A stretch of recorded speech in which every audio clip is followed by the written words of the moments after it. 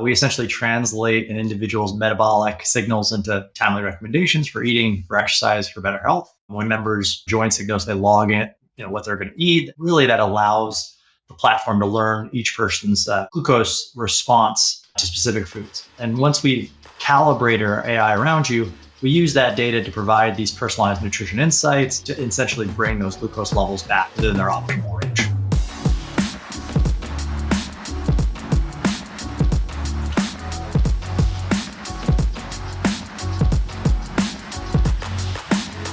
Welcome back to the Fitt Insider Podcast. I'm your host, Joe Veneri. Today I'm joined by Sharam Fouladgar-Mercer, co-founder and CEO of Signos, a glucose monitoring and weight management platform. In this episode, we discuss the metabolic health crisis and obesity epidemic, how Signos is using glucose monitoring and AI to provide personalized health insights, plus Sharam talks about the power of technology in creating sustainable behavior change. Let's get into it. Hi, Sharam. Welcome to Fitt Insider. Thanks for joining us. Thanks, Joe, for having me. I appreciate it. Yeah, very much looking forward to the conversation. And to kick things off, I think let's just have you introduce yourself and tell us about Signos. Sure, happy to. My name is Sharam Fouladgar-Mercer. Grew up in upstate New York. Started a company called Signos that helps manage your glucose so you can manage your weight and live your healthiest life. We essentially translate an individual's metabolic signals into timely recommendations for eating, for exercise, for better health. When members essentially join Signos, they log in, what they're going to eat. And really that allows the platform to learn each person's glucose response to specific foods. And once we calibrate our AI around you, we use that data to provide these personalized nutrition insights, including which foods are best for each member, when to eat them, when to exercise, how to exercise, to essentially bring those glucose levels back within their optimal range.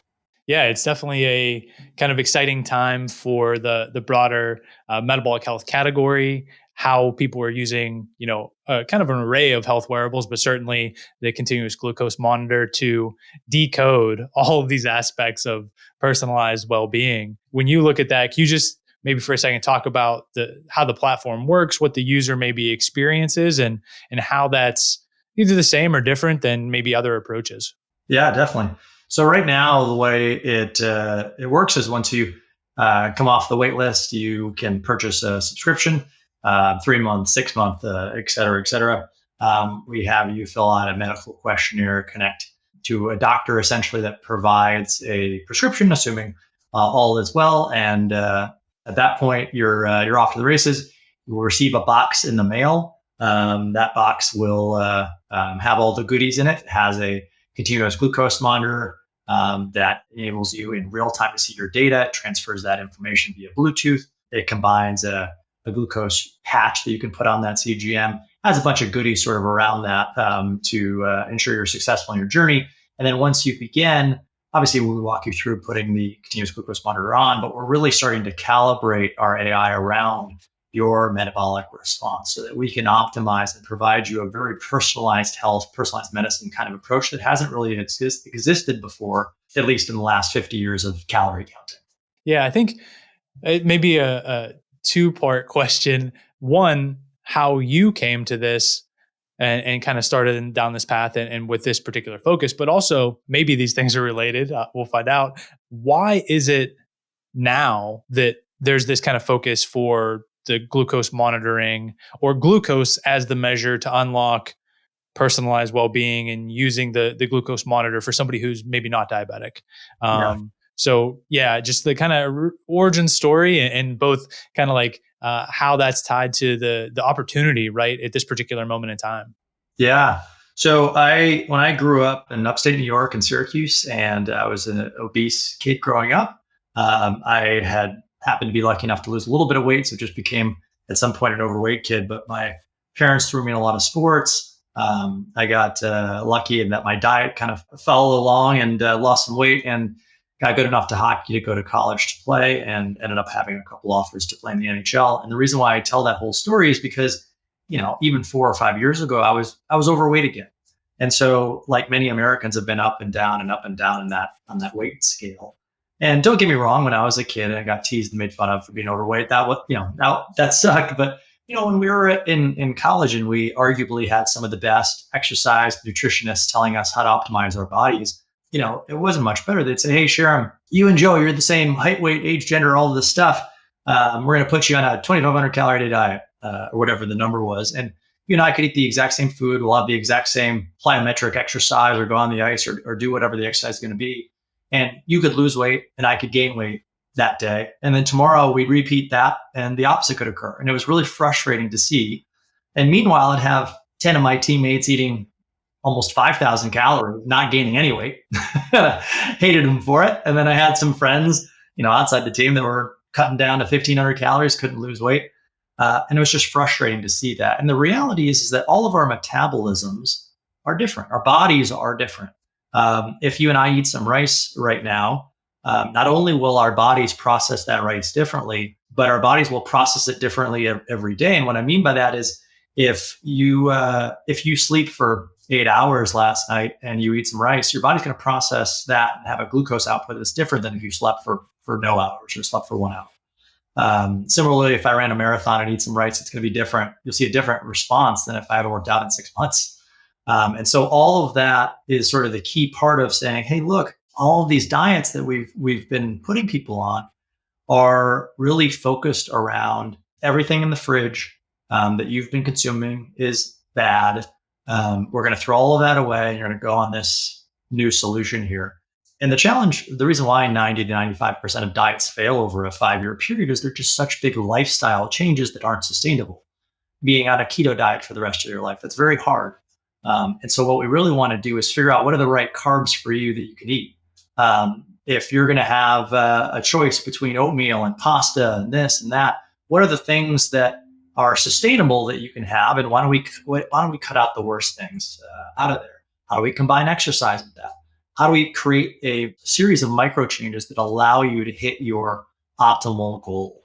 And so the long story short of that background story is both I was inspired to create the company after I first connected with a member of the family that ultimately was wearing a CGM. And I was thinking about all of the ways that this data could really help non-diabetics and how we could build a real corpus of intelligence around that to personalize every aspect of this in a way that this hadn't happened. And so my background before this was building companies really focused around AI. My last company, Inclusive, was processing through about 10 terabytes of data a day to measure the impact of PR for the first time. And this endeavor really became the most personalized challenge I'd ever seen, starting Signos. There's just less understanding of metabolic dysfunction for healthy people or people who are starting to experience metabolic dysfunction. And really, I wanted to know how to reverse this trend. And so was really inspired to take action. Yeah, I think in some ways we have a similar story in that, being overweight or obese as a kid is, very difficult. And also I think it's less likely and actually proven to be less likely that you eventually figure it out, right? A lot of those habits are cemented very early on in life. And kind of fortunately myself as well got into athletics as a way to, understand what a healthier lifestyle is and figure out what exercise is and nutrition and all those things. So having that kind of mission driven motivation to be able to tackle a problem like this. You said you kind of met somebody who was wearing a glucose monitor. At this point, how long has it been since you kind of founded the company and how have things progressed, I guess, in that span of time? Yeah, so started the company in 2018, towards the end of 2018, and it's been a little bit of a whirlwind journey because the first aspect of this was trying any CGM we can get our hands on and just seeing how to tie into this, and then just seeing, does the data help if you're not diabetic? Because that was the biggest question up front. Like, hey, non-diabetics, is it really valuable for you? Because diabetics get value, but really, is there going to be any value for a non-diabetic? And the overwhelming response that I learned, and a number of us learned when we were testing it, was yes. And so the next version of this was, okay, let's build a solution around this and figure out how do we use this data in combination with other data about your body to ultimately help with weight loss. And so I was the first guinea pig on this thing at the time, like I said. So it was perfect use case for me. So I always believe in dog fooding our product. And it was just convenient that I really needed to lose weight anyway. So I initially lost 20 to 30 pounds when I did it. And then we were like, okay, well, as we go to build this product, we're going to try to automate as much of this as we can.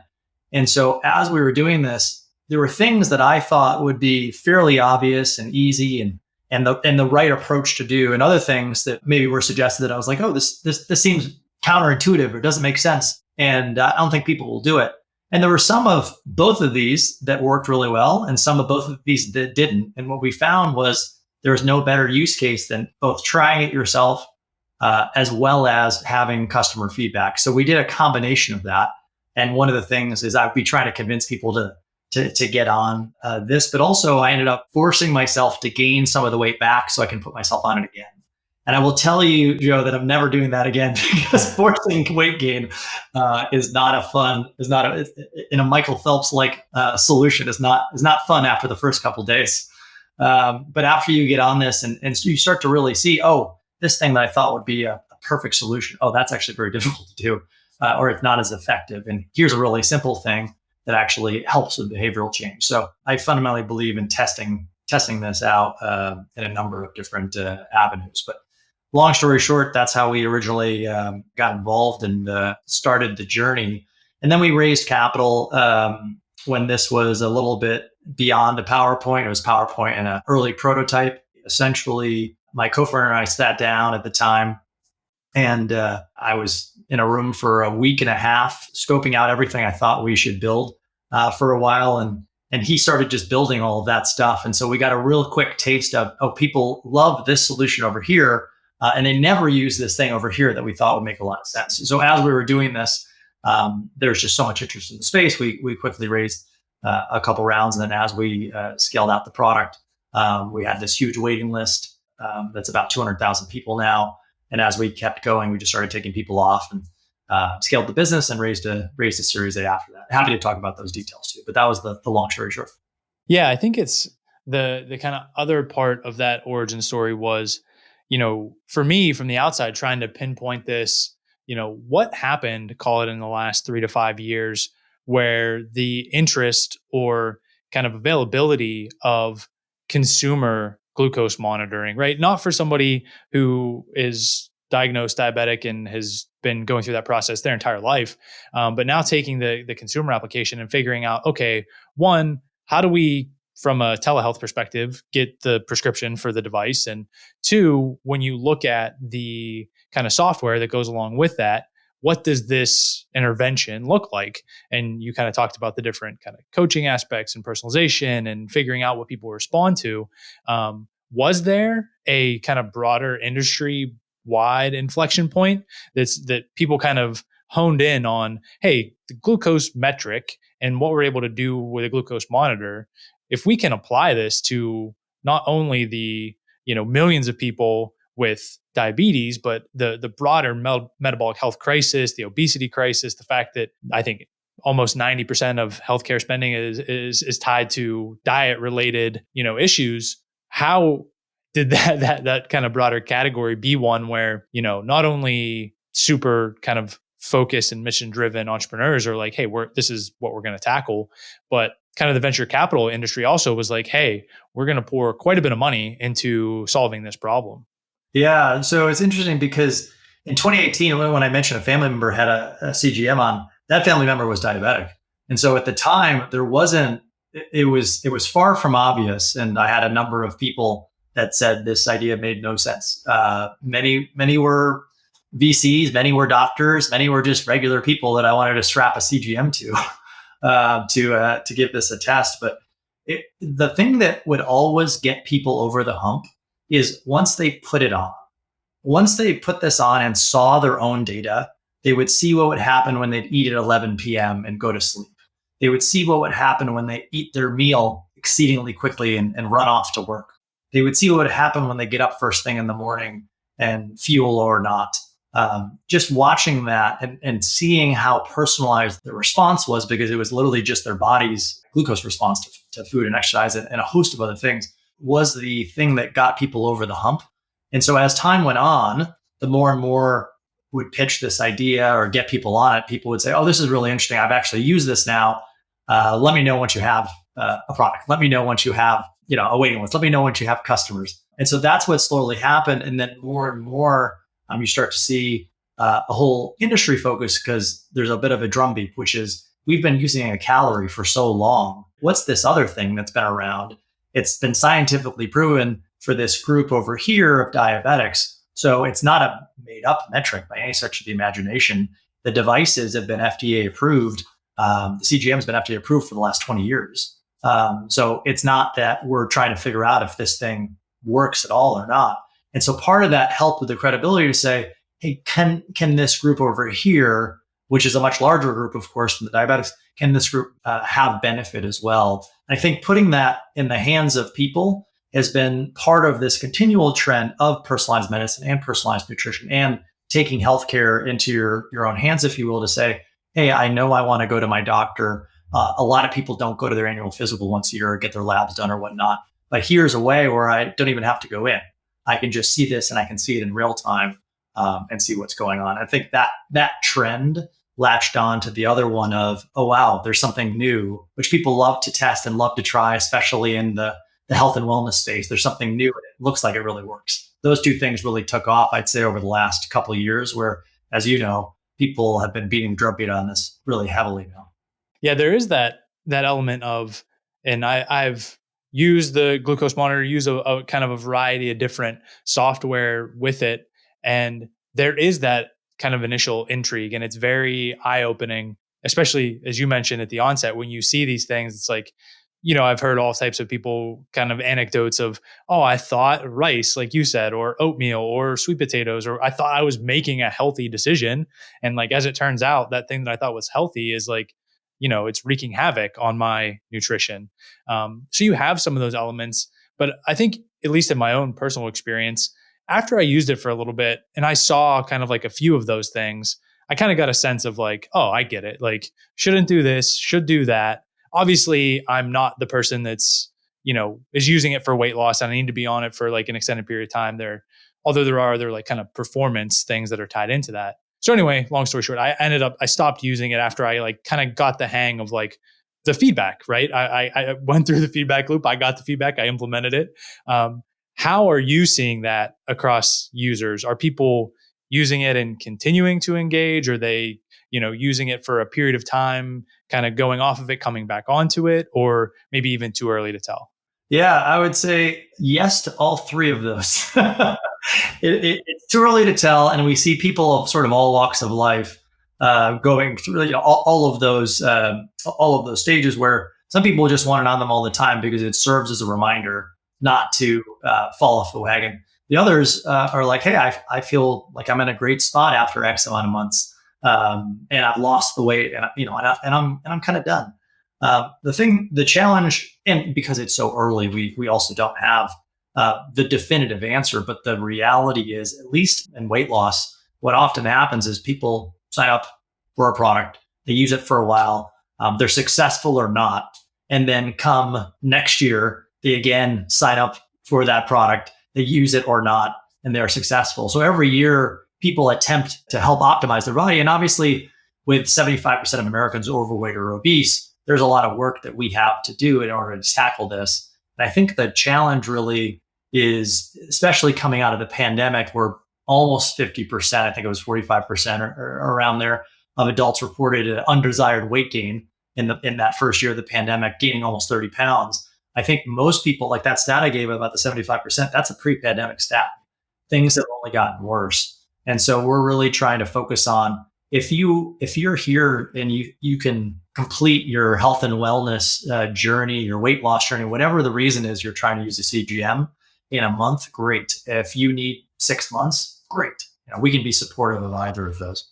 Yeah, the problem is certainly not one where that's, worrying about like an addressable market issue. Unfortunately, like the problem is so massive that like, how people are using it and the number of companies that are in that space, like, great, we need all the help that we can get as it relates to solving the crisis. Down that path and kind of thinking about the drumbeat, right, and the people that are coming to the space, there's this kind of duopoly as it relates to the hardware, right? With like Dexcom and Abbott, at least right now, there's a whole bunch of kind of innovation happening on the hardware side. We'll see where that goes. So really, there's this differentiation on the software, the experience, the AI, the coaching, the other things that are being built around that. I guess from your perspective, how defensible is that piece of it, right?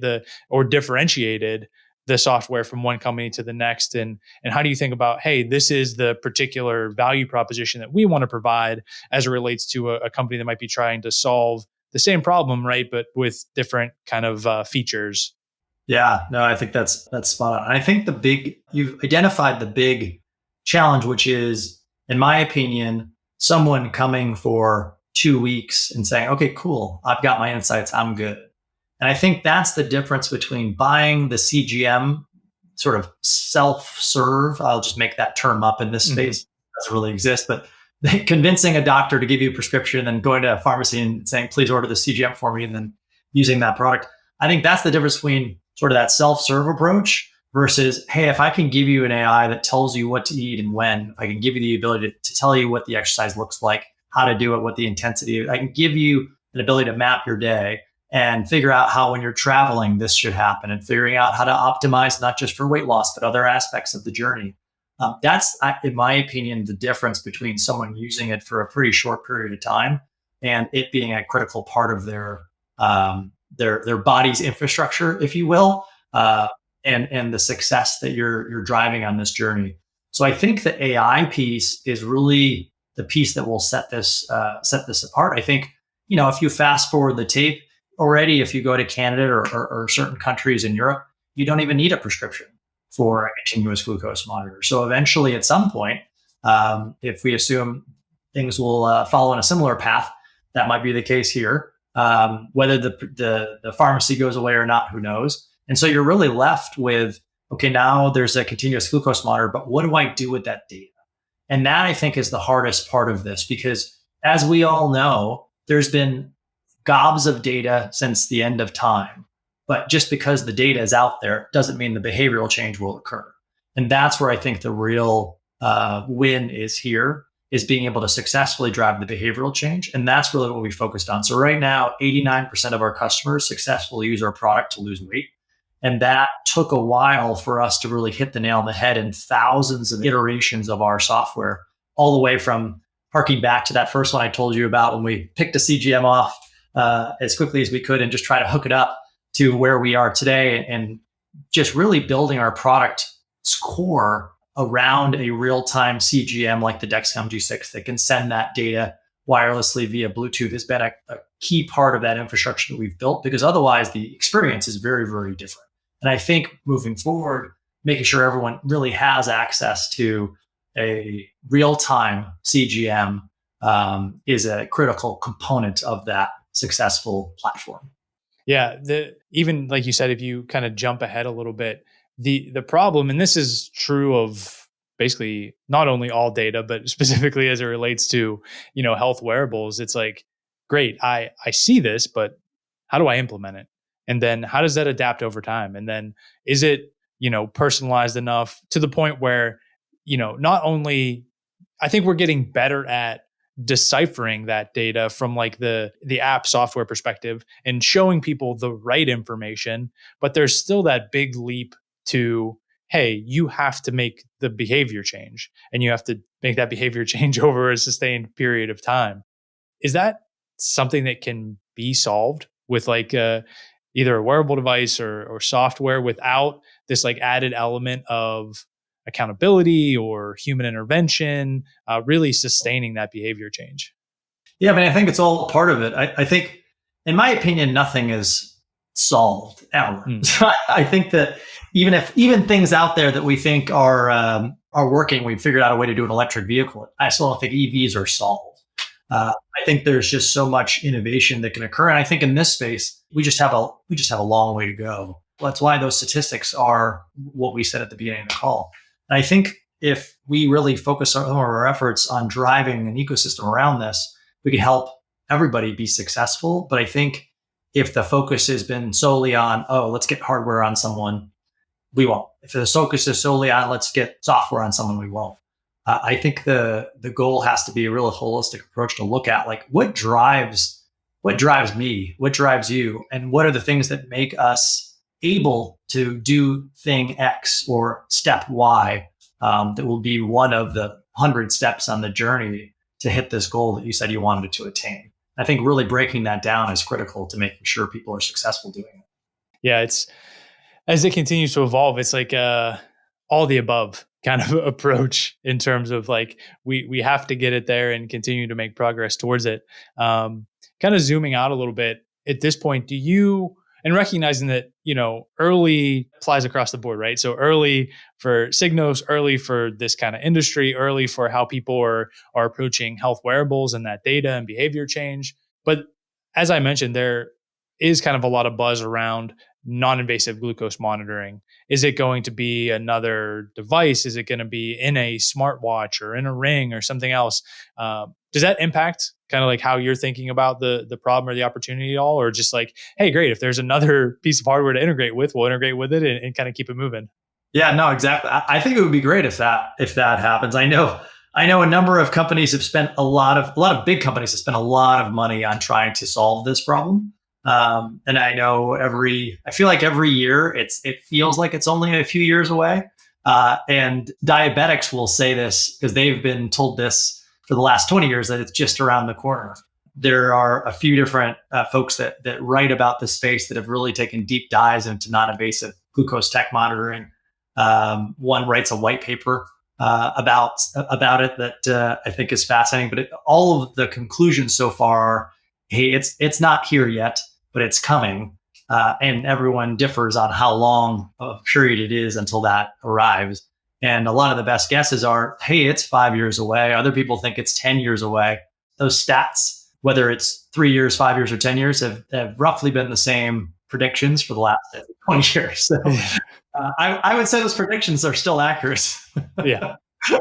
TBD kind of across the board on that one. But yeah, I think the broader kind of takeaway is like, yes, innovation seems to only continue and accelerate, and eventually some other solutions will emerge.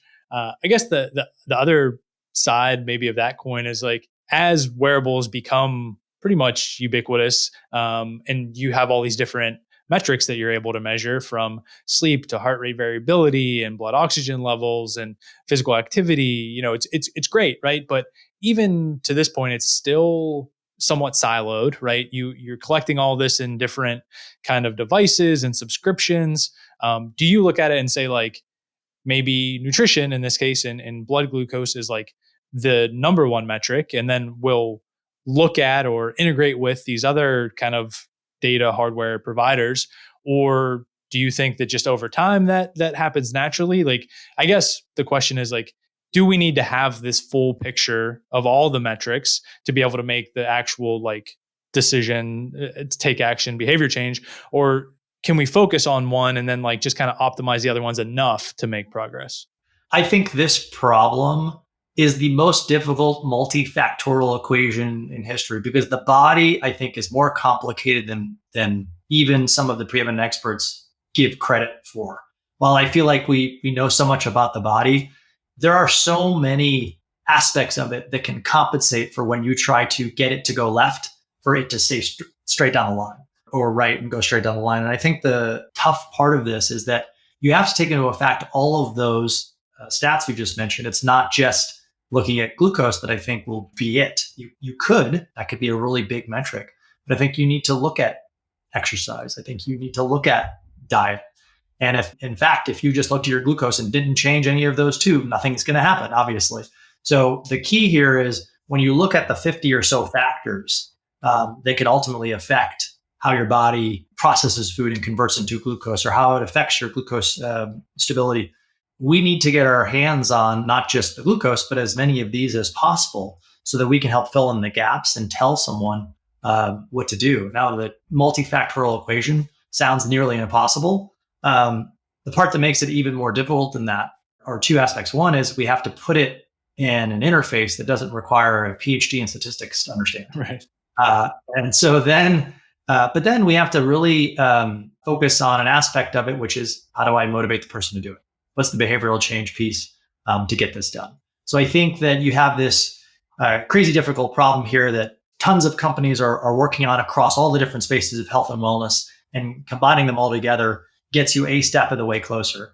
figuring out the ability to put this in an interface and communicate that information to people in an easily or digestible way or a simplistically elegant way, I think is another challenge. And I think the third part is that behavioral change piece that I think is the critical aspect. I think you could have all of these components individually, but without putting them together, I think it's going to make a difficult challenge. Yeah. So no easy solution, I think is the punchline there. Certainly a lot to kind of decode and then implement, and yeah, hopefully in a way that encourages and enables people to act on that. Yeah. So in taking that and maybe wrapping up as we get towards the end of the conversation here, when you think about what's next, right, for Signos and how you go about that, you mentioned, kind of building up the wait list to some 200,000 people, getting them off, getting them implemented, trying to collect as much information as possible about how they're responding to this. How do you prioritize, or maybe what's on the roadmap? Do you think like, hey, here's the next 2, 3, 4 things we need to do to take that next step forward? Yeah. So coming off that large Series A that we raised from Google Ventures with Dexcom Ventures participating as part of that, and some of our great seed funds that came in like 1984 and Courtside and Tau, really taking that and making sure, that the infrastructure is in place to allow us to scale to the number of users that we want to scale to. And so that's sort of a technical piece. B, we're building all of the product pieces that our customers will need in order to help them with the behavioral change, in order to help them with the food, in order to help them with the exercise. And then C, really looking at what drives the behavioral change piece. I think really taking that information and saying, all right, what are the pieces that are missing? They've got Bob over here to get the job done and Sheila over here to get the job done, but didn't get these other two to complete the task. How do we help and make it inclusive enough where it doesn't just help this small segment of the population, but really can help all Americans to tackle this obesity epidemic, because it's such a big problem. If we don't come up with a holistic solution, then I think we will not be able to really make a dent in terms of societal impact that we really want to as a company. So I'm hopeful that all of these long hours and hard work that we're putting in, all of our great partners that have enabled us to be successful so far, it's not just a huge opportunity, but it's also a greater good that we can really help Americans and hopefully scale really around to a number of other countries past that. Yeah, very much needed. And at this point, I think beyond the, if you want to say red flag or crisis or kind of imminent, like everything has kind of already reached the point of like, we do need that all of the above, all hands on deck solution. So yeah, it's definitely exciting to see, yourself and other companies and just the general interest in this space and the number of potential solutions that have started to emerge for folks that likewise are kind of listening and excited by this, want to learn more either from a consumer perspective about, or just in general about what Signos is building. Where would you point them? Love for you to come to signos.com. And if you could sign up for the waitlist, we will be taking people off pretty soon. Fantastic. I hope people do that. I'm really excited about the conversation here today. So I appreciate you making some time. I appreciate it. Thanks for having me on, Joe.